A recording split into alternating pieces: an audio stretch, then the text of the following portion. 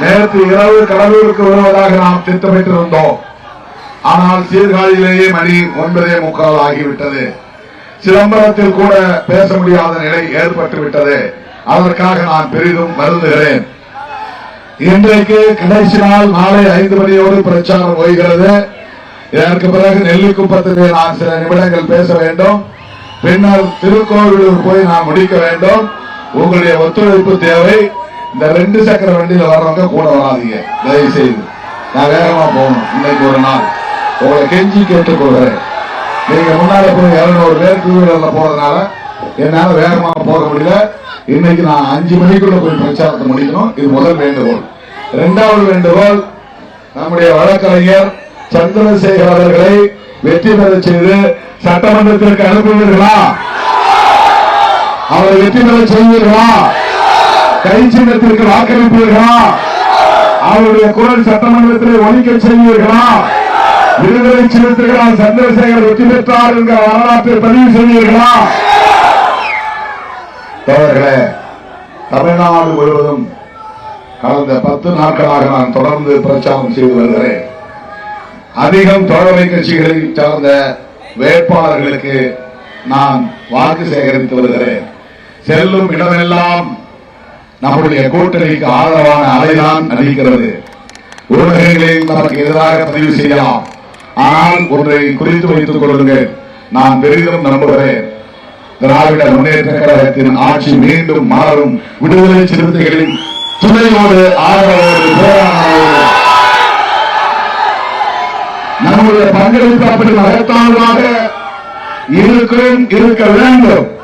நம்முடைய ஓட்டு ஒரு ஓட்டு கூட சிந்தக்கூடாது. நாம் போட்டியிடக்கூடிய 8 தொகுதிகளும் 8க்கு 8 ஓட்டுக்கு நாம் வெற்றி பெற்றாக வேண்டும். நாம் வெற்றி பெறுவதற்கு நாம் போட்டியிடக்கூடிய தொகுதிகளில் திராவிட முன்னேற்ற கழகத்தை சார்ந்தவர்களும் காங்கிரஸ் பேர் இயக்கத்தை சார்ந்தவர்களும் கூட்டணி கட்சிகளை சார்ந்தவர்களும் தீவிரமாக வாக்கு சேகரிப்பில் ஈடுபட்டு வருகிறார்கள்.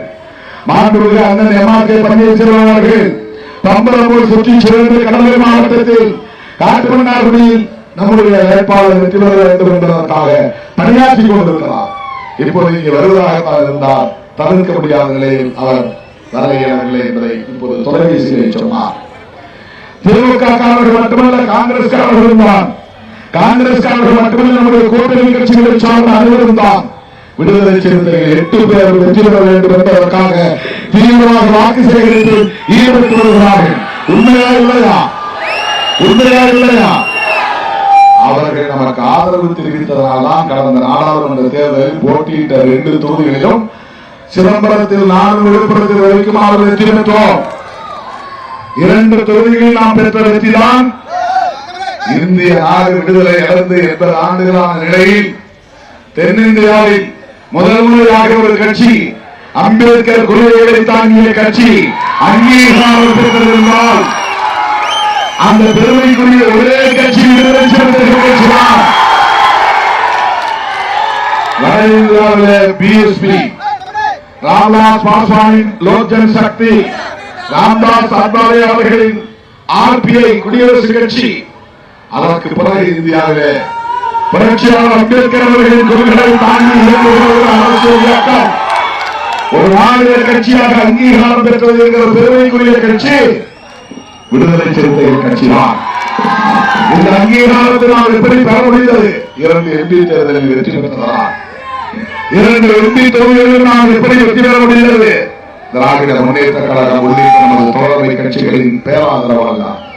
நம்முடைய வாக்கு 100 விழுக்காடு நமக்கு கிடைத்தாலும் கூட நம்முடைய தோழமை கட்சிகளின் ஆதரவு இல்லாமல் நம்மால் வெற்றி பெற முடியுமா? 2.5 லட்சம் ஓட்டு வாங்கணும் சிதம்பரத்தில், ஆனால் வெற்றி பெற முடியவில்லை. திராவிட முன்னேற்ற கழகத்தோடு இணைந்த பிறகுதான் 2009 ஸ்டார் சின்னத்தில் முதல்வராக நாம் வெற்றி பெற்றோம். ஸ்டார் சின்னத்தில் வெற்றி பெற்றோம். 2019 பானை சின்னத்தில் வெற்றி பெற்றோம். 2024 2 தொகுதிகளில் பானை சின்னத்தில் வெற்றி பெற்றோம். இன்றைக்கு விடுதலை சிறுத்தைகளுக்கு சொந்த சின்னம் பானை சின்னம் கிடைத்திருக்கிறது. தேர்தல் கழகத்திற்கு ஒரு சொந்த சின்னம் இருப்பதை போல, காங்கிரஸ் கட்சிக்கு கை சின்னம் சொந்த சின்னம் இருப்பதை போல, இன்றைக்கு விடுதலை சிறுத்தைகள் கட்சிக்கு பானை சின்னம் இருக்கிறது. இது 25 ஆண்டு கால போராட்டம். திராவிட முன்னேற்ற கழகமும் தோழமை கட்சிகளும் காங்கிரஸ் உள்ளிட்ட நமது நட்பு கட்சிகளும் தான் நமக்கு வாக்களித்தார்கள். அப்படிப்பட்ட அந்த தோழமை கட்சிகளின் வேட்பாளர்கள் வெற்றி பெற வேண்டுமா வேண்டாமா? கடலூரில் சந்திரசேகர் வெற்றி பெற்றால்தான் பண்ருட்டியில் அப்துல் ரஹ்மான் வெற்றி பெற முடியும். உறுதிப்பாளைய எம்ஆர்கே அவர்கள் வெற்றி பெற்றால்தான் காட்டுமன்னார்குடியிலே ஜோதிகளை வெற்றி பெற முடியும். இதுதான் ஒரு கூட்டணி தர்மம். இதுதான் கூட்டணி தர்மம். நமக்கு அவர்கள் துணை, அவர்களுக்கு நாம் துணை. அவர்களுடைய ஓட்டு நமக்கு விழுகிறது. விடுதலை சிறுத்தைகள் ஓட்டு நம்முடைய தோழமை கட்சிகளுக்கு விட வேண்டும். சரியானவா? அந்த கூட்டணி தர்மத்தை நாம் பாதுகாக்க வேண்டுமா இல்லையா? யாராவது ஊர்ல வந்து குழப்புவான், விலை பேசி ஓட்ட விலைக்கு வாங்கணும்னு நினைப்பான், ஓட்ட கலைக்க முயற்சிப்பான். சினிமா ஹீரோ சினிமா ஹீரோ என்று விசிலடிப்பாங்க. விசிலடிக்கிறவர்களை தேர்ந்தெடுக்க சட்டசபைக்கு வேண்டாம். எல்லா பத்திரிகையிலும் தொலைக்காட்சியிலும் சில பேர் அப்படி ஒரு கருத்தை உருவாக்குறாங்க. என்ன சொல்றாங்கன்னா, திருமாவளவன் கூட இருந்தவங்க ஃபுல்லா முழுக்க அந்த பக்கம் போயிட்டாங்க. அப்படி போனார்களா? சிறுத்தைகள் சினிமாவில் உள்ளவர்களா? கதாநாயகம் மயக்கம் உள்ளவர்களா? சினிமாவை பார்த்து ஏமாறக்கூடியவர்களா? கொள்கை பிடிப்பில்லாத அங்கீகரித்து ஓடக்கூடியவர்களா? ஆனால் பத்திரிகைகளில் தொலைக்காட்சிகளில் இப்படி ஒரு தவறான வதந்தி, அதற்கு ஒருபோதும் நாம் இடம் கொடுக்கக்கூடாது. ஒருபோதும் இடம் கொடுக்கக்கூடாது.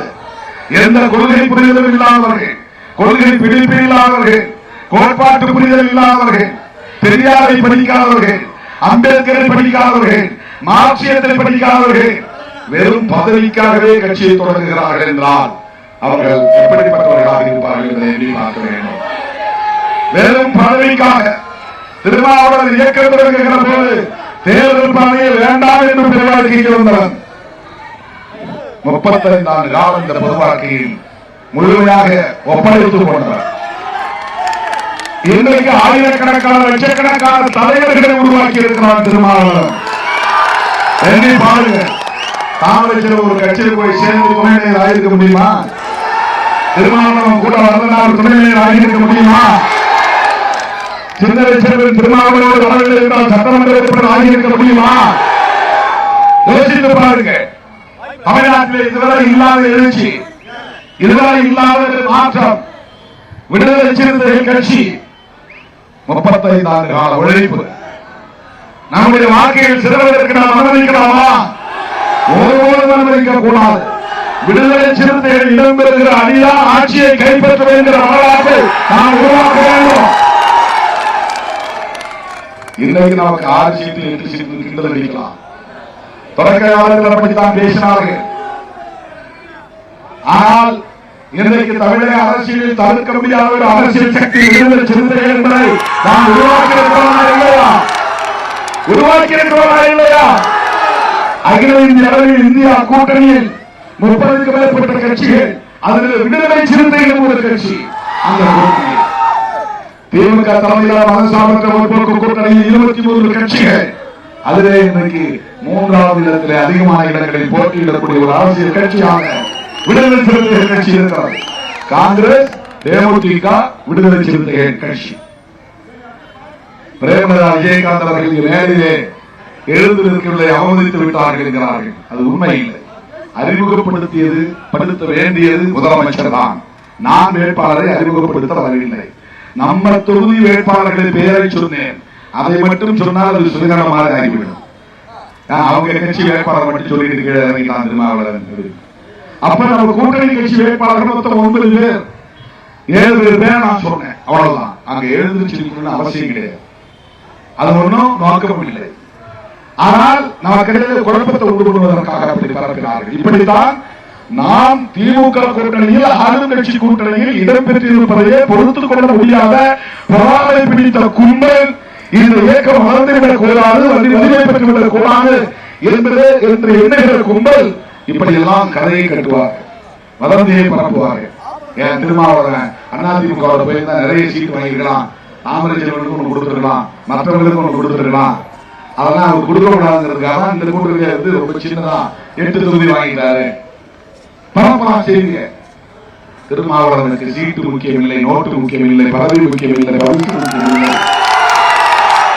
இந்தியாவிலே கொள்கை பிடிப்புள்ள இயக்கம் விடுதலை சிறுத்தைகள் கட்சிதான். பேச முடியாத இயக்கம் விடுதலை சிறுத்தைகள் கட்சிதான். பதவிக்காக பயிற்சிக்காக பள்ளிகளுக்கான கட்சி, பள்ளிக்கான கட்சி விடுதலை சிறுத்தைகள் கட்சிதான். வரலாற்றை பதிவு செய்திருக்கிறோம். தோழர்களே, கேம் சேஞ்சர் யாருன்னா விசிகே. கேம் சேஞ்சர் யாருன்னா விசிகே. திமுக கூட்டணி இன்றைக்கு கட்டுக்கோப்பாக வலிமையாக இன்றைக்கு களம் காண்கிறது என்றால் அதற்கு விடுதலை சிறுத்தைகளின் பங்களிப்பு மகத்தானது என்பதை மறந்துவிடக் கூடாது. கடலூர் மாவட்டத்தில் 9-9 நாம் வெற்றி பெற வேண்டும். 2001 கலைஞர் சொன்னார், எல்லா பத்திரிகைகளும் எழுதினா திருமாவளவனை கூட வச்சிருந்ததுனாலதான் திமுக தோத்து போச்சுன்னா. கலைஞர் போய் நான் சொன்னேன், இப்படி ஒரு பத்திரிகைகளை எழுதுகிறான், தலைமைச் செய்தி கட்டுரை தலையங்கம் படிச்சுக்கலான்னு. உடனே கலைஞர் சொன்னார், அப்படின்னா கடலூர் மாவட்டத்தில் 9 தொகுதியில 5 தொகுதி எப்படி வெற்றி பெற்றோம் அப்படின்னு கேட்டார். நீங்களும் நாமும் சேர்ந்துதான் விடுதலை சிறுத்தைகளும் திமுகவும் சேர்ந்ததனால் 2001 9க்கு 5 இடங்களில் வெற்றி பெற்றோம். இப்போ தவிர்க்க முடியாத சக்தியாக வளர்ந்திருக்கிற நிலையில் 9க்கு 9 வெற்றி பெற வேண்டும். அப்படி என்றால் கடலூரிலே காங்கிரஸ் கட்சியுடைய வேட்பாளர் வழக்கறிஞர் சந்திரசேகர் வெற்றி பெற வேண்டுமா வேண்டாமா? வெற்றி பெற வைத்தீர்களா இல்லையா? இந்த வேண்டுகோள் தான். தொடர்களே, அடுத்து இன்னும் பல இடங்களுக்கு நான் செல்ல வேண்டும். இந்த விஜய்க்கு போற ஓட்டு, மோடிக்கு போற ஓட்டு, ரெட்டைக்கு போற ஓட்டு, மோடிக்கு போற ஓட்டு, பாமகவுக்கு போற ஓட்டு, மோடிக்கு போற ஓட்டு, அதெல்லாம் முகமொழி. ரெட்டையில இருக்கிற முகமொழி அது மோடியின் முகமொழி. ரெட்டையில பாருங்க, எலெக்ஷன் பிறகு இந்த கட்சி என்ன பண்ண போறாங்க பாருங்க. அவங்க ஆட்சியை கைப்பற்றினாலும் சிக்கல் தான், எதிர்கட்சியா வந்தாலும் சிக்கல் தான். அண்ணா திமுகவை விழுங்கி செழிப்பதற்கு காத்துக் கொண்டிருக்கிற ஒரு கட்சி தான் பிஜேபி. அதிமுகவை ஓரம் கட்டி 2வது பெரிய கட்சியா பிஜேபி தமிழ்நாட்டுக்கு வரணுங்கிறது தான் மோடியின் திட்டம். அவர் திமுகவை வீழ்த்துறது மோடிக்கு இப்ப முடியாது, அதுக்கு வாய்ப்பு இல்லை. இந்த கூட்டணி எளிமையான கூட்டணி. இந்த கூட்டணியில் விடுதலை சிறுத்தைகள் இருக்கிறார்கள். எனவே திமுக கூட்டணியை எந்த சக்தியாலும் வீழ்த்த முடியாது. திமுக கூட்டணியின் வெற்றியை எந்த சக்தியாலும் தடுக்க முடியாது. மீண்டும் திமுக ஆட்சி மலர்வது எந்த சக்தியாலும் முடியாது. ஏனென்றால் விடுதலை சிறுத்தைகள் இருக்கிறோம். சோதரர்களை மறுபடியும் நான் வேண்டுகோள் விடுக்கிறேன். நம்முடைய அன்பு சகோதரர், அன்பு இளவல் ராகுல் காந்தியின் வாழ்த்துக்களை பெற்ற வேட்பாளர், அண்ணன் தளபதி ஸ்டாலின் அவர்களின் வாழ்த்துக்களை பெற்ற வேட்பாளர், நம்முடைய அமைச்சர் எம்ஆர்கே பன்னீர்செல்வம் அவர்களின் வாழ்த்துக்களை பெற்ற வேட்பாளர், விடுதலை சிறுத்தைகளின் வாழ்த்துக்களை பெற்ற வேட்பாளர் சந்திரசேகர் அவர்களுக்கு கை சின்னத்திலே வாக்களிக்க வேண்டும். இப்படி வச்சா கை, இப்படி வச்சா சூரியன். பாருங்க எவ்வளவு ஒற்றுமை. அதே மாதிரி பானை தாங்கி பிடிப்பது, எதையும் தாங்கி பிடிப்பது, பானை எப்படிதான் பிடிக்க முடியும்? கையை இப்படி காட்டினாலே தாங்கி பிடிப்பதுன்னு அர்த்தம். நல்ல சக்திகளை, இடதுசாரி சக்திகளை, ஜனநாயக சக்திகளை, சமூக நீதி அரசியலை, சமத்துவத்தை வென்றெடுக்கிற அரசியலை, புரட்சியாளர் அம்பேத்கர் அரசியலை, தந்தை பெரியாரின் அரசியலை தாங்கி பிடிக்கிற ஒரே சக்தி விடுதலை சிறுத்தைகள். எனவே வழக்கறிஞர் சந்திரசேகர் அவர்களை கை சின்னத்திலே வாக்களித்து குறைந்தது 1 லட்சம் வாக்குகள் வித்தியாசத்தில் வெற்றி பெற செய்ய வேண்டும். வெற்றி பெற செய்வீர்களா? வாக்களிப்பீர்களா? கை சின்னத்திற்கு வாக்களிப்பீர்களா? சட்டமன்றத்திற்கு அனுப்புவீர்களா? திருமாவளவன் திமுக கூட்டணியில் தொடர்வதற்கு எடுத்த முடிவு சரிதான் என்பதை நிரூபிப்பீர்களா? இந்த கூட்டணியில் நீடிக்கிற முடிவு சரியா என்பதை உறுதிப்படுத்துவீர்களா? கொடுத்து வெயிலை பொருட்படுத்தாமல் இங்கே கூடியிருக்கிற என் உயிரின் உயிரான விடுதலை சிறுத்தைகள் அனைவருக்கும் நன்றி மலர்களை காணிக்கையாக்கி, உங்கள் பாவங்களை காணிக்கையாக்கி முடிக்கிறேன். நன்றி, வணக்கம்.